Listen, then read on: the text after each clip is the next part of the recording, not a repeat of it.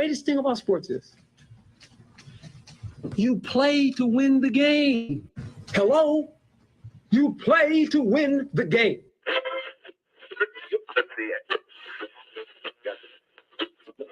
Winning isn't everything, but it's the only thing. In our business, there is no second place. Either you're first or you're last.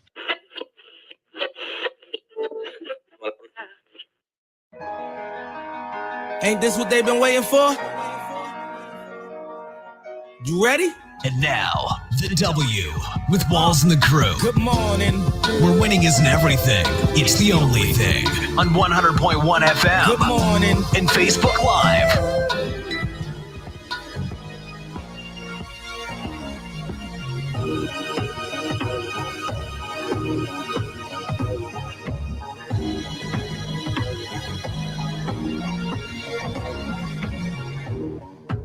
Good morning. Right back like we never left. Another Saturday morning with the W Show, Kansas City, talking sports and pop culture. If this is your first time checking us out, we greatly appreciate you making us a part of your Saturday morning. Good morning. How's everyone? Yeah. Good morning. I missed the K-State TCU memo. I was about to say you missed the purple vibe. Yeah, I missed that. Sorry, Steve. I didn't even mean to, Rock. Dang. So deep in your Chiefs fandom. I mean, I'm wearing gray today, so black and gray, so that would be Raiders fandom. Yeah. Rose-colored glasses. Sorry for you. And Jazz, I'm surprised at you. You're a KU fan. Like, Yeah. What are you doing with this TCU K-State on? I didn't mean to. Honestly, I just, what did AB say? Put this ish on this morning, and then Okay. went with it. I didn't All right. even mean to. Rock chalk. Heard you were cheering for Max Dugan today. Yes. If I'm going to cheer for somebody, Oh, it's Max. definitely not K-State. That's for sure. All right, we've got a lot to talk about today on the show. Coming up, we'll talk about the U.S. men's national team. Gets knocked out of the knockout stage today as they lost to the Netherlands 3-1. Peace. The Chiefs head to Cincinnati today to face the Bengals tomorrow. A lot of trash talking been going on this week. We'll talk about what Chief Safety Justin Reed, his comments earlier that has some Bengals players stirred up a little bit. And Kelsey Plum, she explains the huge misconception about the WNBA's fight for better pay.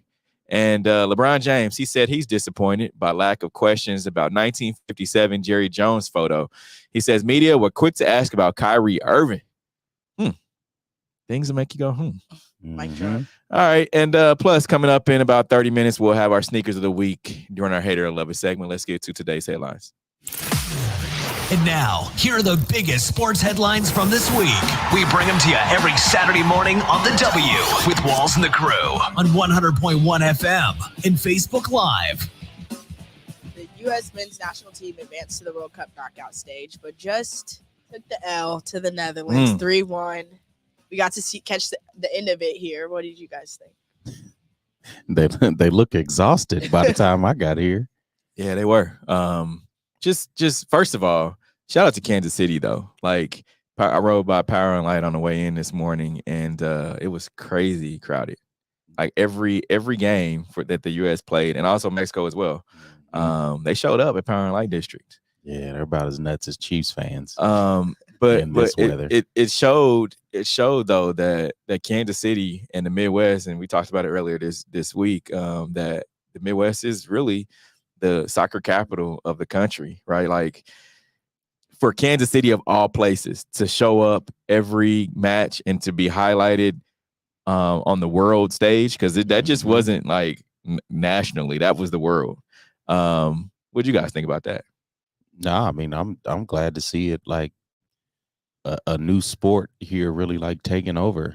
So Definitely. And like Q said about the Chiefs fandom, I think it's cool to see them kind of match that here in Kansas City. Yeah. Because I definitely wouldn't have expected it to be soccer, but I love to see it.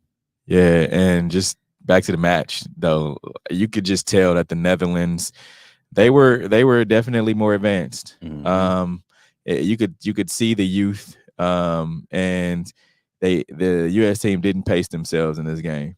You could definitely see that the Netherlands came out with more, fresher legs, and the U.S. had many opportunities, but they weren't able to convert on those. And I think that just the counters by the Netherlands, it showed just how smart they were and how much more advanced they were than this young U.S. team. But like we talked about, in 4 years, they'll be right back. Thanks.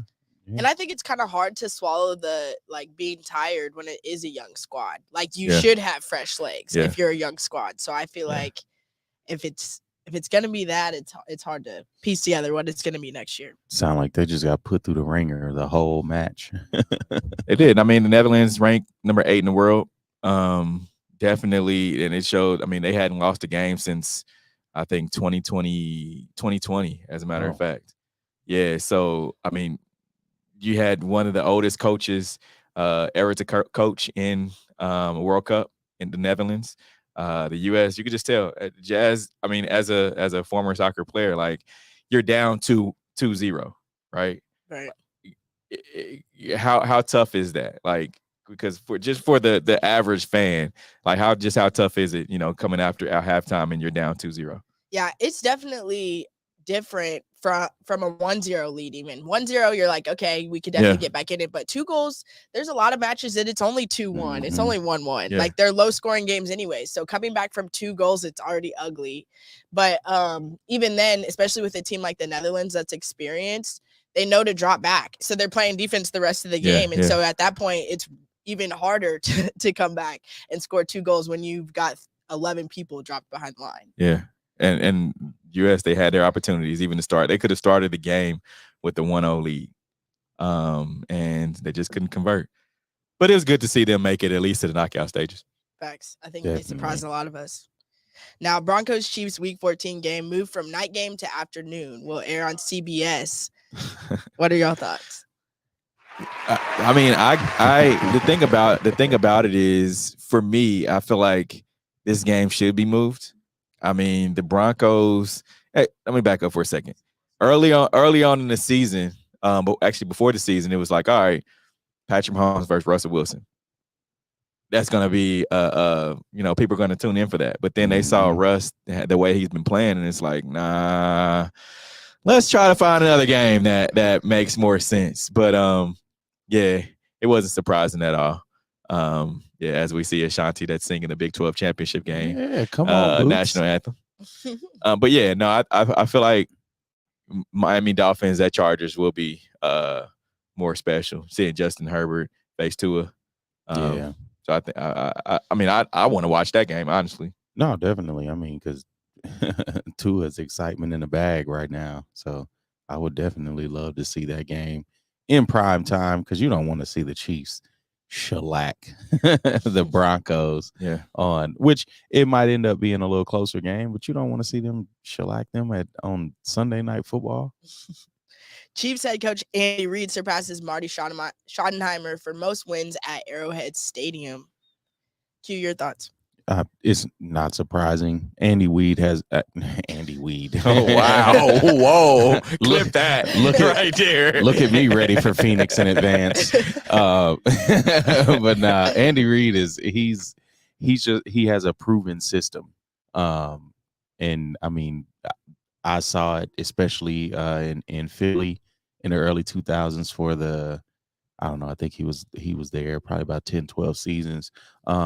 But he has a winning formula, especially when it comes to offense and how innovative he is. And now that we're in an offensive friendly league, I mean, the sky is up, and you see it every day not even every day, but every week with the different records that Patrick is breaking or with whatever Travis is doing. So he's just a coach that he gets the players to buy in however he does. And I mean, it reflects in his record. And on top of that, he came into Kansas City after the Chiefs for 2-14 season. So it was up from there. Yeah. Like, I mean, he hasn't had a losing season since he's been in Kansas City. So that being said, and this is pre-Patrick Mahomes. Mm-hmm. Like, he came in and turned things around. I mean, the culture of the team brought that, and you're a Philly fan. I mean, he brought that culture that Philly had with the Donovan McNabb, Mike Vick, those guys. He brought that into Kansas City, and it's still here. Yeah, no, it's definitely still here. And I mean, even just the program that he's put together. Again, guys just buy into it, and they have a good time playing. Yeah. Especially in that McNabb era, you could see how much fun the guys were having on the field. But I mean, it just it's like night and day. Like we talked about Russell Wilson, like his coach can't do anything in the locker room. Like you're seeing players arguing. You like it's too much going on. And to have a polarizing figure like Russell in the locker room, that players either hate or they love. Yeah. And it's looking like a lot of them hate him. As a coach, you have to be able to reel that in. And Andy Reid just does that in a certain way that he just gets players to buy in. I don't know what he does that makes him so likable as a coach. But you can see the differences, especially in the press conferences and different things he does week in and week out. He's not a Tom Coughlin that's a drill sergeant. Like he really listens to the players, and it seems like he tries to put together a game plan that's conducive for the actual players and not just his philosophy and you have to buy in. It's like, no, we'll try to fit the offense to Patrick's strengths or, whatever. And one of the things that I've always heard Andy say is that he wants his players to show their personality, on the field, off the field, whatever you got to do. He doesn't, to me, and as much as the Chiefs as an organization are scrutinized a lot, just by, their front office and things, Andy wants his guys to be themselves. Yeah. He wants them to, we saw the early Travis Kelsey, right? Like we saw the early of the immaturity. And he'll be the first to tell you, like, hey, I was very immature as a young guy coming to the league. But under the tutelage of Andy, right, he's been able to hone that in, but still been able to be Travis Kelsey, which is in turn helped him to get many different endorsement deals, being the face of a lot of different brands. So I think that is one of the reasons why teams kind of just like buy in, like you said. No, definitely. Now, Justin Reid definitely seems to be bought in. The Chiefs head out to Cincinnati today to face the Bengals tomorrow afternoon. There's been a little trash talk this week. Let's hear what Justin Reid had to say. The big time tackle, like some of the missed tackles, explosive plays, a lot of it's going to come down to making the play on the ball, and they have 88 Higbee. No, it's not Higbee was with the Rams. What's his name? Not Higgins. It is Higgins. It's Higgins. Higbee and Higgins. They're going to have him back. He's a very talented receiver too, more of a finesse type of guy, not the best blocker. I'm going to lock him down, straight up. So, we're going to have to come out of the game, like I said, play our best game and go out and do it. Now let's hear what Hayden had to say.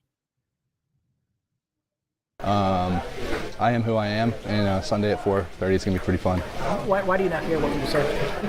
Doesn't really faze me at all. Like I said, everybody's entitled to their own opinion. He feels one way, that's awesome. But I'll be ready to play on Sunday. Was it laughable to you, knowing that you guys were drafted in the same draft class? I understand what the point of the interview was. Again, doesn't really faze me. You can say whatever you want to say about me. I've been called way worse, so it doesn't matter. Is that the first time in your career someone's really taken a shot at you personally on social media? Yeah, it's definitely the first guy who's going to attempt to cover me that said something about me or to me, or I guess whoever he thought he was talking about. Don't really care. Did you laugh or were you like? I laughed a little bit. I don't know. I mean, you could pick anybody in this locker room, but I feel like I'm the last person. Yeah. Yeah. It continued. And it seemed like Twitter was jumping too.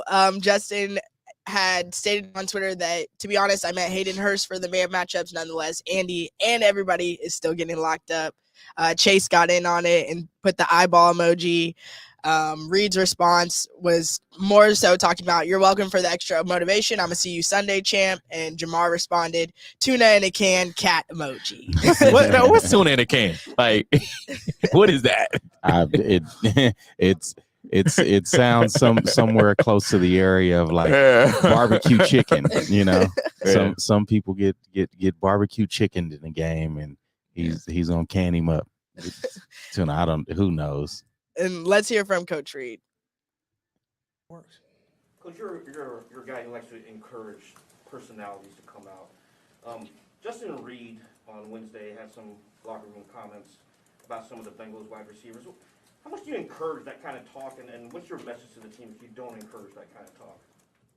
Yeah, I'm not real big on that. He's new to our team, so he's aware of it now, for sure. He wasn't before. And that's coach talk, right? Like you understand, guys are gonna talk their stuff, right? Like I mean, it's football. It's not like this is a high school. This is not college. This is a grown man sport. This is a professional sport. Guys are gonna say things, and social media heightens it all up because you can immediately see responses from fans, and you can see responses from players as well. And so I think once everyone like, all right, this is what it is, and he's like, nah, we're gonna have to reel this thing in. We still ain't beat them. Yeah, no. As far as like Patrick has not beaten them. Yeah, and he's got to lock him up now. Yep. Like he can't have more than a catch or two. He can't. So he'll probably have a target on his back. Not only that, all of the secondary is gonna have that target. I mean, that secondary is not really that good anyway. So that's like even. I mean, they've been balling this year. I wouldn't say balling, but they've done a fairly decent job. But again, when you face a team like the Buffalo Bills, you face like and I don't even want to say the Bengals like that because they haven't been playing that good. But I mean, aren't they on a 3-game winning streak now? So yeah, the thing about it, Jamar Chase has been out 4 games. Mm-hmm. So and I feel like if this is one of the games where you're going to lock up Jamar Chase, this would be it. And I say that because I listened to the interview of Jamar Chase earlier this week. Didn't know if he was going to play. Of course, this is a game everybody wants to come back against the Chiefs, right? But I just listened to him, and he said it was a hip fracture, like a hairline hip fracture, right? Like hip fractures are one of those. That's what Bo Jackson ended his career with. So when he and I heard him talk about like, oh, well, what was your decision? He was asked the question, what was your decision like to sit out last game and then come back for this one? He's like, I wanted to make sure long term that I was okay. So I feel like that is still going to be in the back of his head of well, if I fall this way or if I turn this way, it could possibly be because not only hip injuries, but you get ankle injuries, you get any type of injuries from a professional athlete. It still plays mind games with you.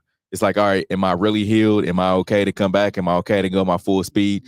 I feel like if this is a game, you'd be able to get after it depends on the player.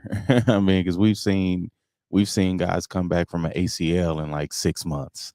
What was it, like 6 to 8 months? That Adrian Peterson. I'm talking about like he came back, and the first time he ran the ball, it's like, oh, he hasn't missed a step. So that's a different dude, though. Yes, but I think Jamar Chase, he could be that different dude. He could be that guy that, injury just slows him up. It doesn't do all that to him mentally. Like as a Chiefs fan, I'm sure you hope it does, but Jamar might be a totally different guy. And again, Justin Reed making this type of bulletin board material. He's just putting the target on his back, and it's up to Joe Burrow and company to see to it that he eats his words. But I don't think that hip slows Jamar up. I think he's ready. Jazz, what you think? I mean, I think it definitely is a mind game thing because even with the hip injury, like it could be a matter of just getting hit the right way. It's with the ACL, okay, it's cutting and stuff. You're cautious about that. But I feel like in the back of your head, it's going to play a mind game. But I had to agree with Q, the type of athlete it is. I don't know if it'll necessarily affect him that much. Yeah. But it definitely is a mind game. Yeah. he'd better hope Hemi Neutron doesn't show up. Yeah, but here's the thing about that though. You have this Chiefs team who they got receipts on last season. They got receipts on them winning at the beginning of the game and the first matchup, and Jamar Chase coming back and torching them for double-digit touchdowns, over 100 yards receiving. They got receipts in that first matchup, and then the second matchup in the AFC Championship game. That's a tough feeling to be left. To be left out of the Super Bowl and have to come back and battle back through off season, have all these changes, no Tyreek Hill this season. There's a lot of writing on the wall that says they've had this circled since what was it, since January of last year. Yeah. So I mean, we can't just put it all on Justin Reed saying we're gonna lock him up and all that. That's something that he's already known about, even though he wasn't here. That's something that he's brought to this team as well. It's like, all right, I saw what y'all went through. I was a late addition, but I'm here now and I'm gonna help y'all get over the hump. Because Patrick hasn't beaten him, Joe Burrow, yet. Yeah, definitely. And I mean, I'm sure in the offseason they looked at a lot of film. Yeah.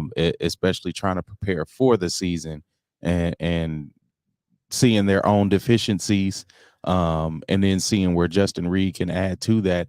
And I mean, Tyron being his mentor, I mean, hopefully he's learned and is much better than the teacher, because Tyron was part of that squad that got torched, and I don't know. I don't know if he could teach him to shut down. And just as Duke Palmer said in the comments, he said, I love it.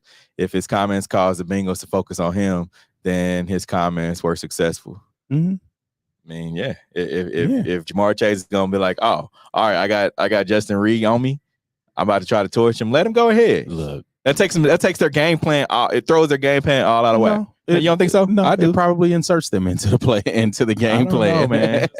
I don't know. Yeah, I don't know. Because I mean, every coach has, and I won't say every coach, but you have certain coaches and players that if they want to key on somebody, they will. And you being a Chiefs fan should know that, playing against like the Tom Brady's and the Peyton Mannings, when you pick on a Phillip Gaines type to just pick on throughout the game, and it ends up being 230 yards that then went over his head. So but it's like, but I take my Chiefs fandom out of reality and out of what I see. Sometimes. And as far as like, being around these players and watching them and seeing the stats and seeing, that they don't have that Phillip Gaines liability out there. They don't have what was the cat they just got rid of to Atlanta. Now you have a guy in Trent McDuffie who's been playing very well as a rookie. And not only that, but this Chiefs secondary has seen all that you have to see early on in the season. I mean, you've seen the Devontae Adams, you've seen the Mike Evans, Mike Williams, you've seen all the top receivers that you could see, the Stephon Diggs. You're not going to get better than that. Like, I mean, I understand that Jamar Chase is good, but he's not Devontae Adams and he's not Stephon Diggs. So with that being said, I feel like he's not going to be able to do anything new that they haven't seen already as young guys in the league. So they're going to be prepared for it. Yeah, I don't know, because just like the Chiefs had this game circled, they could have had this game circled, and they could have plays in the back pocket that that are keying on. I mean, you got to remember, both teams have film of each other, and a lot of it. Andy Reid, just like Bill Belichick, they're going to insert certain things against certain teams that they know only that team needs to see this look, and being able to do that, but then also execute. I mean, that it's happened before, and like you said again, it after halftime they got torched, and you would hope those type of adjustments don't happen on Sunday. Now, Kelsey Plum explains the huge misconception about the WNBA's fight for better pay. Let's hear what she had to say first. We are not asking you to get paid what the men get paid. We're asking you to get paid the same percentage of revenue shared. Okay. Do you know what I'm got saying? It, got it. So that's a huge misconception. That's a huge misconception. Got it. Okay. Yeah, because every video is like, oh, this person gets paid this person gets paid that, right? So I want to be really clear about that. Like, I don't think I should get paid the same as LeBron. Right. But the percentage of revenue, like, for example, they sell my jersey in Mandalay Bay, I don't get a dime. You don't get any money from jersey sales? That's crazy. In the NBA, they have percentages of revenue shared for the players, right? So jersey sales, obviously their TV contracts. So you see these every year, these contracts get bigger and bigger and bigger, right? Yeah, massive. But that's because their CBA it negotiates where if the owners are making certain types of money, they get that as well. Got it. In the WNBA, that's not the case. How do they make it more approachable to just like the normal local fan base? I think it starts with the WNBA, like Okay. the league in general. I think that, I'm not here to like talk poorly on anything. I do feel like the NBA is so easily accessible. Sure. Same with the NFL. You know what I'm saying? You get on the phone, you can download League Pass, you can watch every single game like this. NFL, boom. It's so accessible. It's so easy for fans. WNBA is not like that. So I feel like if we take some of that resistance away, we know that in this generation, if it's less than 2 clicks, we can keep someone in. Clicks like on your phone. Sure. Yeah, for You know sure. what I'm Sure. saying? If it's more than 2 clicks, we lose people. 100%. And so I think that being able to remove that stressor and that resistance, I think would be like a no-brainer, because you can bring your family. It's cheap. It's fun. It's easy. And it's a great product. Yeah, she's saying a lot of things we talked about throughout the year. Going in last year with the NCAA women's and the disparity between like the weight rooms. Like, yes, it's on the league to correct this. It's on the league to go out and find those sponsors that want to pour into this league. It's on the league to create more visibility. And that's exactly what she's saying. Like she's saying like they know these things that I know. And I think she knows it just from being in the league and being around and having those conversations. And yes, the WNBA should put more of a concerted effort into these women. Like we're seeing the disparity in World Cup soccer. Like we're seeing how the men just don't stack up to the women as far as like how good they are and wins, and they still get paid more. So she makes a lot of great points, but again, it's up to the WNBA to push them forward. And it's sounding like they're unwilling to until players like this speak out. So, which kind of even more so blows my mind this year, because when she talks about percentages and jersey sales, like this was the big year for NIL deals and college athletes making profit off their jersey sales. So it's hard for me to swallow that the WNBA can't make that possible if college ball is able to do that now.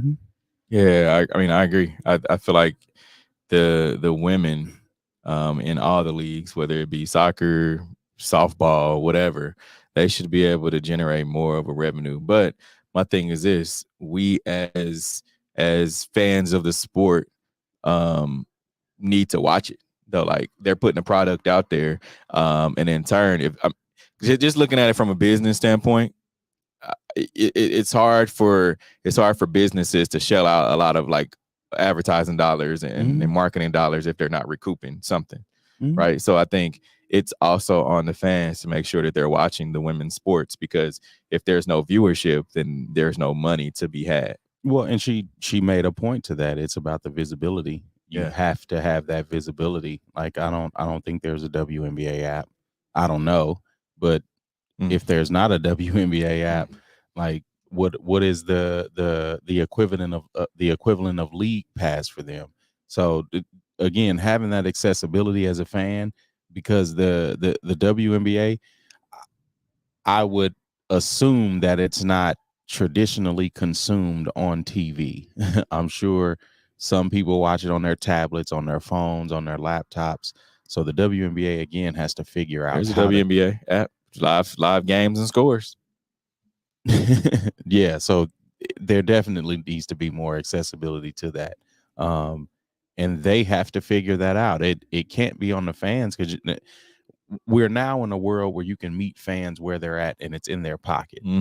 And if you can't do that as a business, you have to figure that out or you sink. And that's what we're seeing. Like they need to figure it out. The players are asking for more.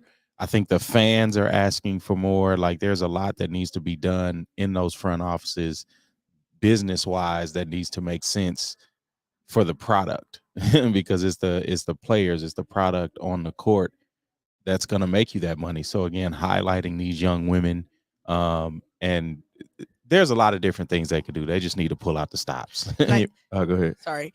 I definitely think it's just as much accessibility as it is promotion, though, because I like the fact that you didn't even know that there was a WNBA app, but there's no question that there's an NBA app. Like, Exactly. you know, if you go on the app store, you'll be able to find an NBA app for sure. Yeah. But so the fact that we aren't even aware that it's around, I think that should be at least promoted. Why isn't that coming up suggested on our timelines and stuff like that? Like NBA that's what I'm saying. Like, they need to buy more ads on Instagram. They need to get more influencers involved. And not necessarily just influencers, but people that are going to move the needle. Like, there's certain women rappers, like we saw the Memphis Grizzlies do the whole thing with Glorilla. Like, the WNBA should jump on something like that. And especially with a lot of the female rappers that are present today, that have a name, that can move the needle. There's a lot of things that can be done. There has to be a willingness for those things to happen. And that was the basis of our comments. And I think too, on top of that, we talk about just the whole marketing thing and generating revenue. We know what these NBA guys are doing outside of playing basketball. We know what happens. Like, the NBA is roughly from October to June, right? The WNBA, most folks don't know, but it's roughly from April, May-ish to July, August, right? Like, we've seen Las Vegas win last year. We saw Asia Wilson, her comments about, show up to the game, or you got to be 2 shots in, or whatever it was. That was good, like, marketing, not only for her, but for the league, for the championship, and drawing more notoriety to the Las Vegas women's WNBA team. Right. Like, so we need more of that. But, like, right now, what is the WNBA doing? Have you heard anything other than what Kelsey Plum said? And that's what I'm saying. You got to be outside of your actual time frame of games that you should be marketing your league. No, and they definitely should, especially focus on the off season. Yep. But yeah, I mean, they have to be willing to do something new. And if they don't want to do anything new, then it's at the detriment of their players. Unfortunately. Now, we're going to take a quick break. Coming up, we'll discuss LeBron James. Disappointed in the lack of questions about Jerry Jones. Keep it locked in. This is the W Show. We'll be right back. You're tuned in to the W with Walls and the Crew, where winning isn't everything. It's the only thing. On 100.1 FM and Facebook Live. Are you not entertained? Are you not entertained? Is this not why you are here? Come spin with us, Kansas City. KC WeSpin 360 is the coolest 360 video spinner experience for events. KC WeSpin 360 is taking it to the next level. The 360 video spinner platform rental will be the life of the party. Everyone will be talking about their 360 video experience while bragging about it on their social media pages. The captivating slow motion and reverse effects will have your guests feeling like celebrities. The KC WeSpin 360 video spinner can capture slow-mo videos, GIFs, and boomerangs from every angle. Specializing in corporate events, weddings, social gatherings, bar bat mitzvahs, school events, and fundraisers, KC WeSpin 360 can be found online at kcwespin360.com. Come spin with us, Kansas City. Don't be depressed, frustrated, or stressed because of the loss of a loved one. Golden Gate Funeral and Cremation Services is here to assist you with a smooth, stress-free transition. It doesn't matter how your loved one transitioned, we will offer you a memorable celebration to your liking. We are a family-friendly, full-service funeral home right here in the heart of the city, offering affordable cremations and package pricing and quality service. Call us when you need us. 816-231-GATE. That's 816-231-4283. There's only one Golden Gate, located at 2800 East 18th Street, Kansas City, Missouri. Exchanging your grief for a golden experience. Are you ready to take your gaming experience to the next level? Max Adrenaline Mobile Video Gaming is here to offer the best mobile entertainment that includes video games, laser tag, and karaoke. Our mobile video game theater offers a 33-foot climate-controlled luxury RV with 5 gaming stations, and we can accommodate up to 20 players at once. Are you looking for entertainment at your next event? Well, look no further. We'll come to you. Specializing in birthday parties for all ages, sports events, team building, corporate events, school functions, holiday parties, and more. We're here when you need us at 816-897-0509 or maxadrenalinekc.com. You're tuned in to the W with Walls and the Crew, where winning isn't everything. It's the only thing. On 100.1 FM and Facebook Live. Remember to interact with our show. Use hashtag talk about it. Message us, and we'll talk about whatever topic you want. Now, LeBron James, disappointed by lack of questions about 1957 Jerry Jones photo, says media were quick to ask about Kyrie Irving. Let's hear from LeBron first. I got one question for you guys before you guys leave. I was thinking when I was on my way over here, I was wondering why I haven't gotten a question from you guys about the Jerry Jones photo. But when the Kyrie thing was going on, you guys were quick to ask us questions about that. Okay. Hold on. And I don't even want you guys to say nothing. When I watched Kyrie talk and he says, I know who I am, but I want to keep the same energy when we're talking about my people and the things that we've been through. And that Jerry Jones photo is one of those moments that our people, black people, have been through in America. And I feel like as a black man, as a black athlete, as someone with power and a platform, when we do something wrong or something that people don't agree with, it's on every single tabloid, every single news coverage. It's on the bottom ticker. It's asked about every single day. But it seems like to me that the whole Jerry Jones situation photo, and I know it was years and years ago and we all make mistakes, I get it. But it seemed like it's just been buried under like, oh, it happened. Okay, we just move on. And I was just kind of disappointed that I haven't received that question from you guys. Appreciate it. Shout out to LeBron though, like for always using his platform to bring light to things and not sugarcoat things, because he's like, hey, keep it 100. You know, you guys were at me when and I understand why. It's because the whole LeBron Kyrie thing, but the simple fact of that they brought it to light, you know, and now they've gotten quiet on the Jerry Jones thing. Yeah, and I mean, you can't. The problem with media, and we see it, is that it's a very white dominant industry. Yep. And we know that a lot of those in the industry share a lot of the sentiments that Jerry Jones does. And so, yes, they're not going to ask. They're not going to interrogate their own biases. They're not going to dig deeper because they benefit from the system being the way that it is. So, yes, LeBron, you would be kind of disappointed if you didn't already know that. Like, if you didn't already know the biases that exist in a lot of the writers, a lot of the people on TV, the different personalities. We saw how quiet people got when Colin Kaepernick was going through what he was going through with kneeling for racial justice. But all of that got lost because, again, Jerry Jones, he didn't want his players kneeling. Like there was a lot of different things that he said in that process that, yes, that shows that you were one of them kids out there trying to intimidate other kids just going to get an education. So, yes, Jerry Jones, there should be a larger investigation. Like Kyrie, what did he have to? He had to go to like a Holocaust museum or something.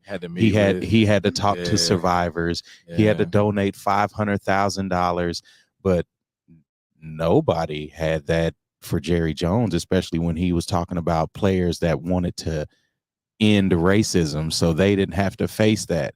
And nobody said, Jerry Jones, oh, you need to go visit the African American Museum.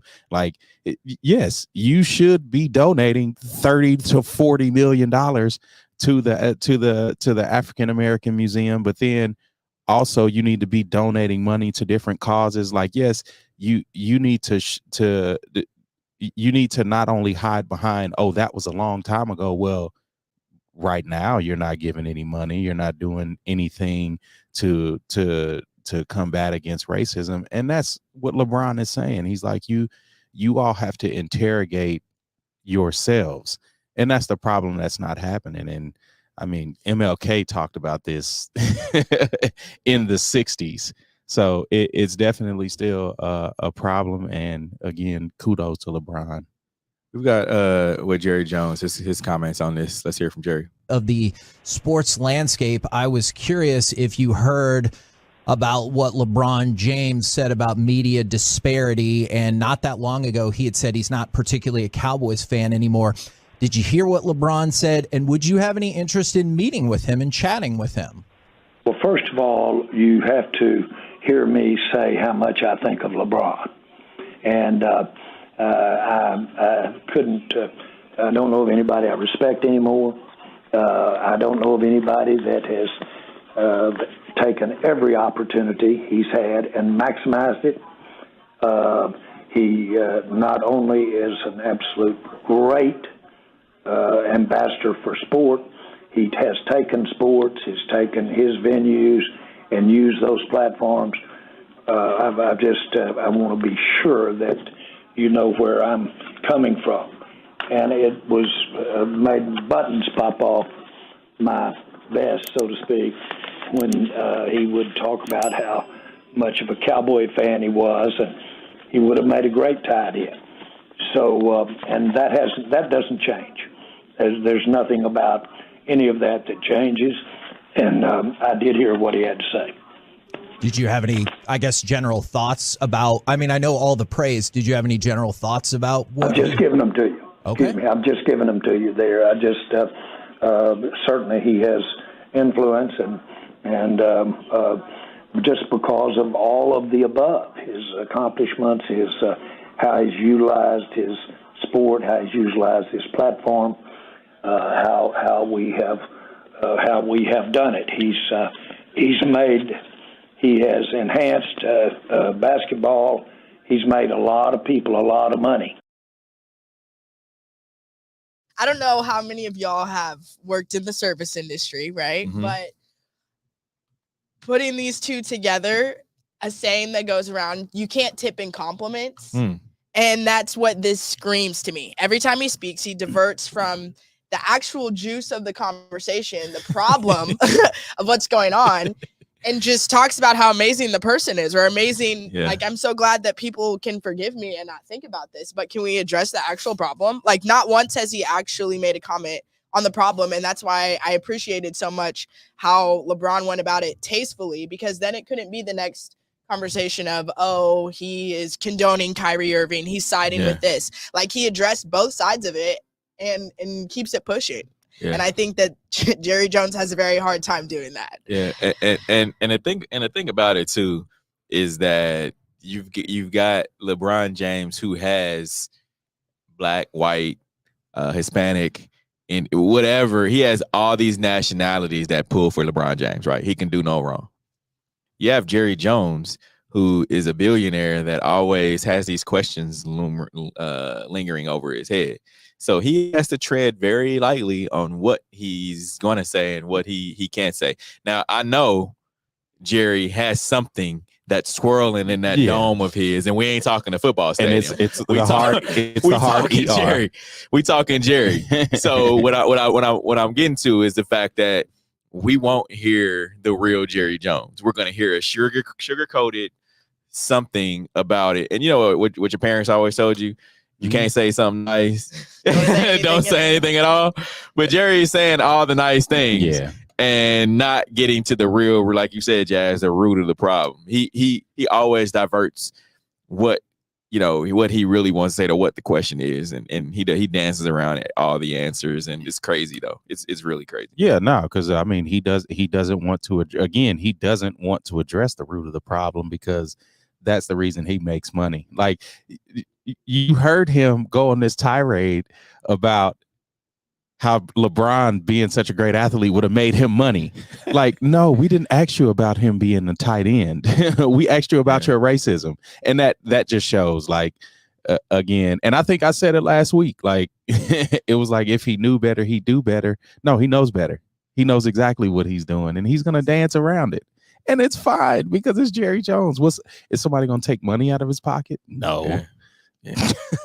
So I mean, people are still gonna show up to the games. Exactly. Yeah. But shout out to Rano, because he was able to articulate that very well, and not make it about a black and white thing. He made it about what he put the facts out there. Mm-hmm. This is what Kyrie said. This is what Jerry said. Y'all asked me about Kyrie. Y'all didn't ask me about Jerry. Mic drop. Love to see it. Now, Commanders Memorial to Sean Taylor draws negative reviews on social media. Q, your thoughts? I mean, it shows how lazy NFL ownership is. So Jerry Jones is lazy about fessing up to his racism, which he's cowardly for. But then Dan Snyder is probably not someone that is much better than Jerry Jones.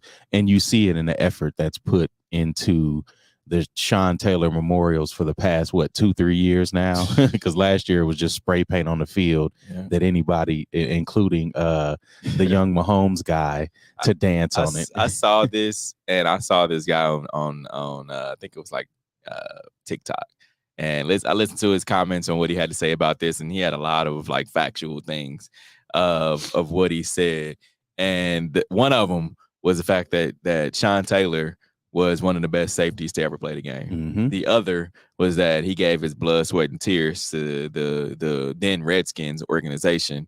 And this is how y'all repay him. Y'all repay him with a mannequin from the gift shop.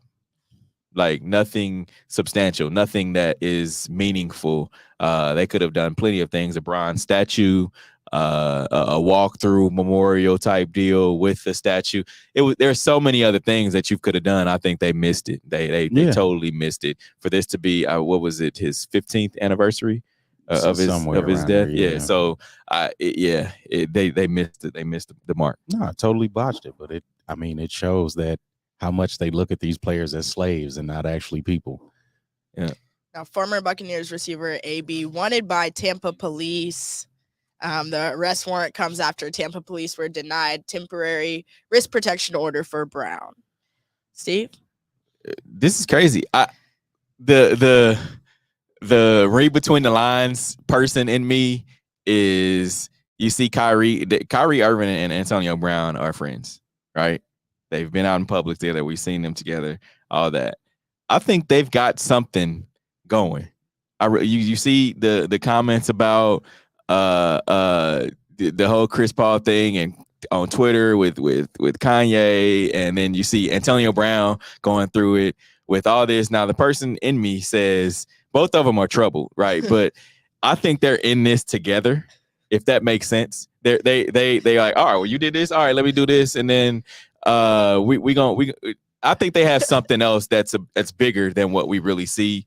That they have something going on, and it's only time will tell of what it actually is. I don't think so. I don't think it's more of something going on. I think what happened is he threw a shoe at his girlfriend, and whatever happened and ensued from there, she called the police and knew it would escalate because it's Antonio Brown.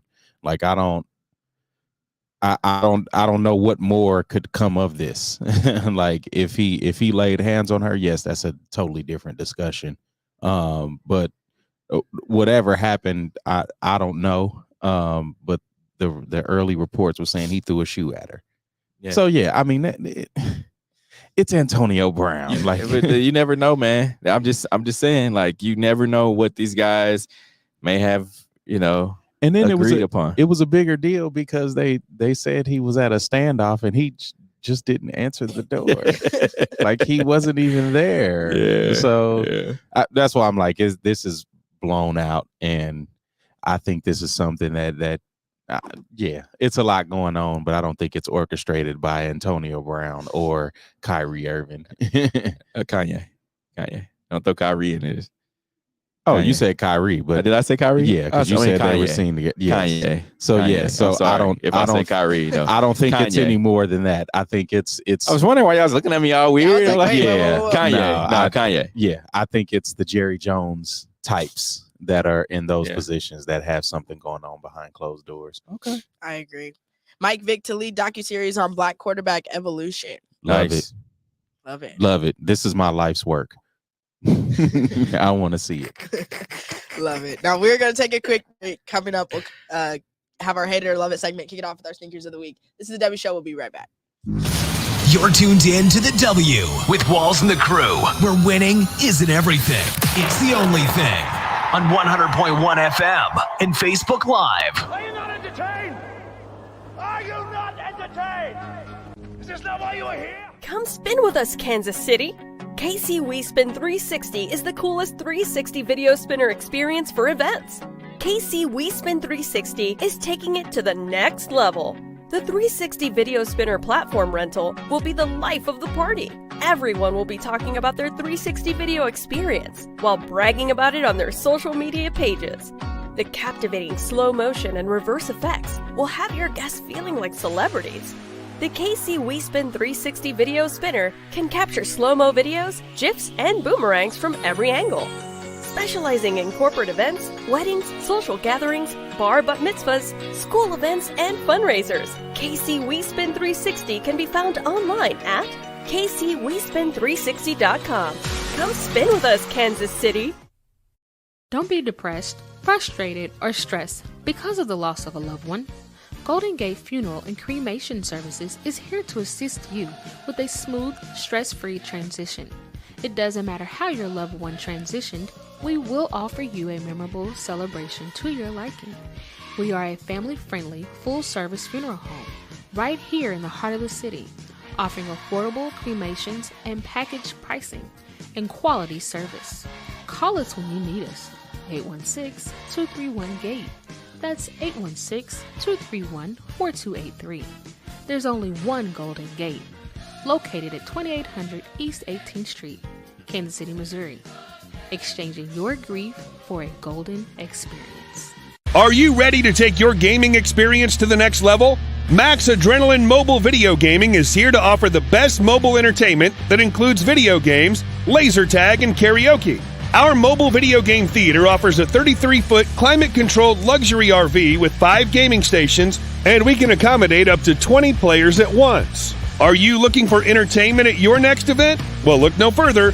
We'll come to you. Specializing in birthday parties for all ages, sports events, team building, corporate events, school functions, holiday parties, and more. We're here when you need us at 816-897-0509 or maxadrenalinekc.com. You're tuned in to the W with Walls and the Crew, where winning isn't everything. It's the only thing. On 100.1 FM and Facebook Live. Remember to interact with our show. Use hashtag talk about it. Message us and we'll talk about whatever topic you want. It's that time for Love It or Hate It. Hate it. If we love it, we talk about it. If we hate it, we move on. Starting off the sneakers of the week, we have the Air Jordan 12 Black Taxis. Love these. Yeah, these are the shoes you get your kids if they want a pair of J's and they still go out and get their shoes dirty. Get them So all black. Yeah, you get them to all black. That's funny. Yeah. That is comedy. My favorites this week, the Air Force One Ale Browns.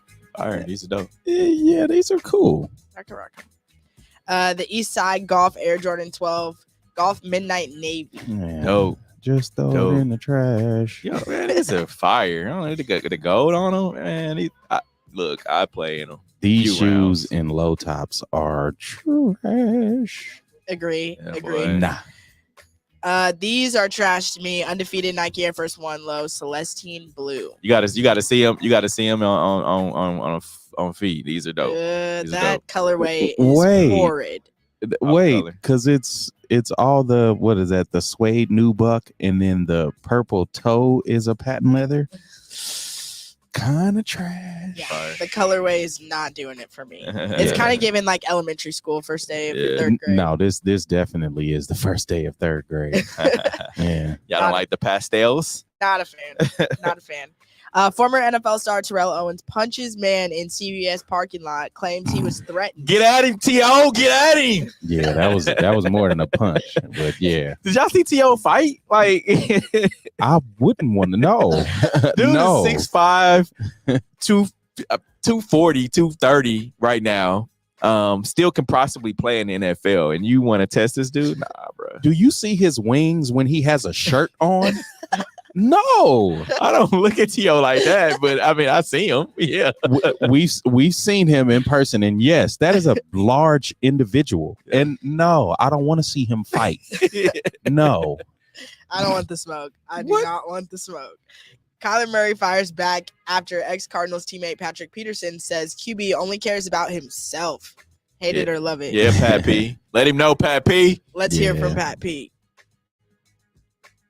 Yeah, you think Cliff Kingsbury may be the scapegoat in regards to their struggles? It ain't no maybe. He will. He will be. Yeah, yeah, he will be. Uh-huh. He will be. And the crazy thing about it, the guy who hired him will still have a job. Yep. It sounds about right. I initially I was thinking that they probably would stick with him because of the contractual agreement he has. But now just seeing how bad they've been, and then they fired a coach after a season, man. Yeah, and he signed that extension last March. But see, just vocally, Kyler Murray is talking about, and I don't like how he's doing that. I think he should keep some things privately. But it tells me he doesn't care about his head coach, and he's putting everything on the head coach, basically saying Kyler Murray don't care about nobody but Kyler Murray. That's just a matter of the fact. Well, I gotta. I can't argue that. I don't know him personally. You played with him for a few years, so I got to take your word for it. Yeah, what Kyler Murray say? Murray responded a few hours later on Twitter saying, "This isn't true. You're on some weird stuff. You got my number. If you really felt like this as a big bro or mentor, you're supposed to call me and tell me, not drag me on a podcast."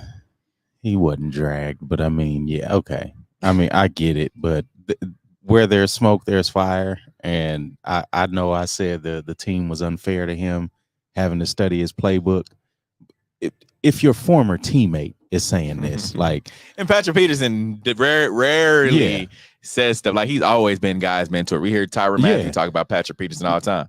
You know what kind of guy he is. He's in that LSU brotherhood. Yeah, no, and he's a superior athlete. Mm-hmm. Like, y'all better come get one of these chicken salads. Superior type of superior, but no, you don't see him saying much. And I mean, Kyler Murray and his Adam Garcia says Kyler hasn't won a game since new Call of Duty's been released. No, and that's what I was gonna say. Like, he probably has fun playing Call of Duty. I just couldn't think of the name of the game. But yes, Bengals wide receiver T. Higgins mic'd up during a game, calls out teammate Jamar Chase for eating a hot dog on the bench. Let's see the video. You're eating a glizzy with no bev and no condiment on it. You're pitiful. Well, Jamar Chase eating a glizzy. He's a glizzy gobbler. I'm done, bro. I'm done. Oh, look at her, y'all. Oh, he got two glizzies.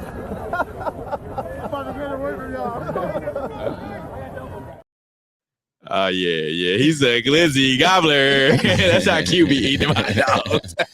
Quick share. Facts. We need to go back to LA and get one of those bacon wrap glizz. He's a glizzy gobbler. Yeah. I ain't gonna lie, I'm a little glizz. Orlando Brown had an interesting pregame outfit last Sunday. Hate it or love it. Yeah, if you put like your hand, just put your hand over this top part of his body and look at the bottom part of his body. That shows you this woman. That's a woman. He does. Right he does. Look and I'm like come on, Orlando. Come on. He bro. does. Hard pass. He does look like a Joko mom with like a Patagonia shirt on. This is so funny. Super missed on that one. Jaguars mascot wears Speedo versus Ravens, prompting strong NFL Twitter reaction. Hate it or love it. Ugh. I mean, I hate it, but you know, hate it. Look at Broderick's hometown. Hate it. NFL player Brian Robinson sparked the most genius marketing stunt. Hate it or love it. I love these hats. Dope. Love it. Nah, I can't get with it. Dwayne Johnson buys every Snickers at Hawaii 7-Eleven to right this wrong of candy thefts as 14-year-old. Hate it or love it. Is that right? The wrong that you stole? No, because look, I saw. Look, I would respect him more if he had just went back and stole another one, like, just for old time's sake. Oh man, we appreciate everyone who joined in on today's show. Thank you for watching us. Remember, like and follow us on social media at the W Show KC. Also, you can catch a rewind of our show on Mondays, 100.1 FM. Until next week, we are out of here. Peace. The views and opinions expressed on the W Radio Show by the host, co-host, guests, and call-in listeners are solely the opinions and responsibility of the original source who expressed them. They do not represent the opinions of the W Show, 100.1 FM, One Kansas City Radio, Sideline Sports Talk, Team Wall Street Foundations, or affiliates.